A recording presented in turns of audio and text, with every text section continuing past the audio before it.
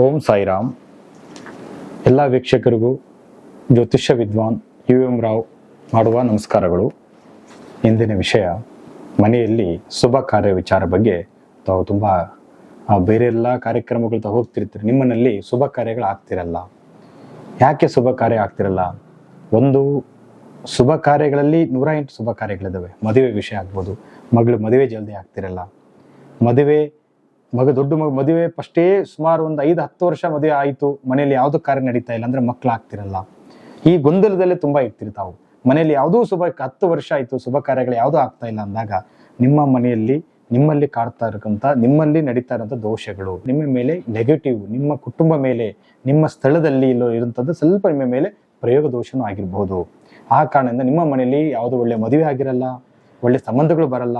ಸಂಬಂಧ ಬಂದರೂ ಇಷ್ಟ ಆಗಲ್ಲ, ಅವ್ರಿಗೆ ಇಷ್ಟ ಆದರೆ ನಿಮಗೆ ಇಷ್ಟ ಆಗಲ್ಲ, ನಿಮಗೆ ಇಷ್ಟ ಆದರೆ ಅವ್ರಿಗೆ ಇಷ್ಟ ಆಗೋದಿಲ್ಲ. ಅಲ್ಲಿ ಏನಾಗುತ್ತೆ, ವಿಳಂಬ ಆಗ್ತಾನೇ ಹೋಗ್ತಾ ಇರುತ್ತೆ. ಕಾರ್ಯ ನಡೆಯೋದಿಲ್ಲ ಅಂತಲ್ಲ, ಕಾರ್ಯ ನಡೆಯೋಕೆ ನಿಮ್ಮ ಮನೆಯಲ್ಲಿ ಇರುವಂಥ ಗ್ರಹಗಳು ಮತ್ತೆ ದೃಷ್ಟಿ ದೋಷಗಳು ನಿಮ್ಮ ಮನೆಯಲ್ಲಿ ತಡೆಗಟ್ಟಿಸುತ್ತೆ. ಮನೆಯಲ್ಲಿ ಈಗ ಒಂದು ಉದಾಹರಣೆ, 5 ಜನ ಇರ್ತೀರಿ. ತಂದೆ, ತಾಯಿ, 2 ಗಂಡು ಮಕ್ಕಳು, 1 ಹೆಣ್ಮಗಳು ಅಂತ ಅನ್ಕೊಳ್ಳಿ. 3 ಜನ ಇರ್ತೀರಿ.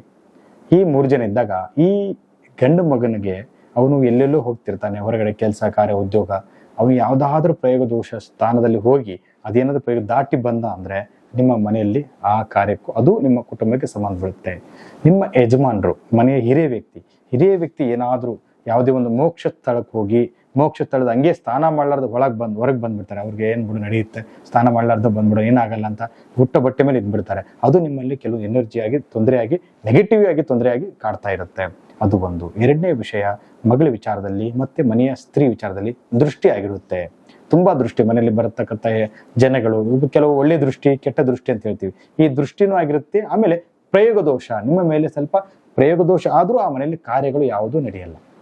ಕಾರ್ಯ ವಿಳಂಬ ಆಗ್ತಾ ಇರುತ್ತೆ, ಆಗೋ ಟೈಮಲ್ಲಿ ವಿಳಂಬ ಆಗ್ತಾ ಇರುತ್ತೆ. ಅದಕ್ಕಾಗಿ ನಿಮ್ಮ ಮೇಲೆ ಯಾವ ರೀತಿ ದೋಷ ಆಗಿದೆ ಅಂತ ಫಸ್ಟ್ ತಾವು ತಿಳ್ಕೊಂಡು ಇದು ಪರಿಹಾರ ಮಾಡೋದು ಒಳ್ಳೇದು. ಹಾಗಾಗಿ ಯಾವುದೇ ಕಾರ್ಯಗಳು 10 ವರ್ಷ 5 ವರ್ಷದಿಂದ ಕಾರ್ಯ ನಿಮ್ಮ ಮನೆಯಲ್ಲಿ ಆಗ್ತಾ ಇಲ್ಲ ಅಂದ್ರೆ ನಿಮ್ಮಲ್ಲಿ ಕೆಲವು ಸಮಸ್ಯೆಗಳು ಕಾಡ್ತಾ ಇದ್ದಾವೆ, ನಿಮ್ಮಲ್ಲೇ ತೊಂದರೆಗಳಿದ್ದಾವೆ. ಹಾಗಾಗಿ ನಿಮ್ಮ ಜಾತಕ ದೋಷದಲ್ಲಿ ತೊಂದರೆ ಇಲ್ಲ ಅಂದ್ರೂ ಇದಕ್ಕೆಲ್ಲ ಕಾರಣ ಈ ಪ್ರಯೋಗ ದೋಷ ಕಾರಣ, ದೃಷ್ಟಿ ದೋಷ ಕಾರಣ.